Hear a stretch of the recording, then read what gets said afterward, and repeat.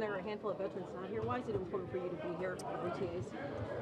Well, I mean, part of I live here in Green Bay, so it's like I come in, work out. I like obviously having a new operation and new holder and new teammates. Just being able to work with him, and it's fun. Honestly, having the energy with these young guys is it's always exciting to kind of see the new faces and get to know these guys and see how they operate. And we kind of have a revolving. Vets are kind of popping in and out and doing some different things, and just being able to teach those guys and show them what it is to be a Packer and what's expected. And a lot of those young guys are learning how to practice, how to do it, how we operate as a team, and those things are invaluable this time of year. What is your advice to those guys?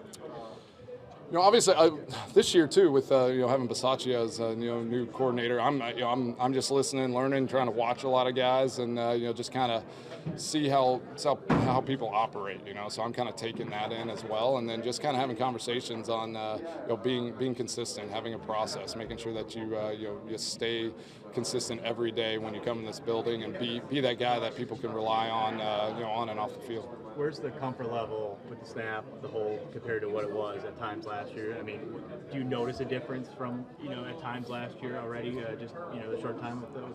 Yeah, well, Pat's just a very detailed guy, and he works really hard. And also just, speaking on him, just, watching his craft and how he operates punting and holding is really awesome. So, feel good with him. Obviously, like we were joking, having him live in my basement for a couple weeks and just getting to know him. I think relationally that really kind of got us off on a good start, where we kind of learned each other's personalities and how we operate together. And for me, relationship and all those things are just as important as having it exactly right all the time, because we can talk and trust each other and make sure that it's right whenever that time comes and we need it. Did that operation ever feel comfortable last year between you three? Was there a little bit of having to figure each other out as the season went on? Well, we started really great, and then we just kind of hit a little rough patch there, and then switched operation with snappers, and it was a trying year for sure, but I thought the last 5-6 games were pretty solid.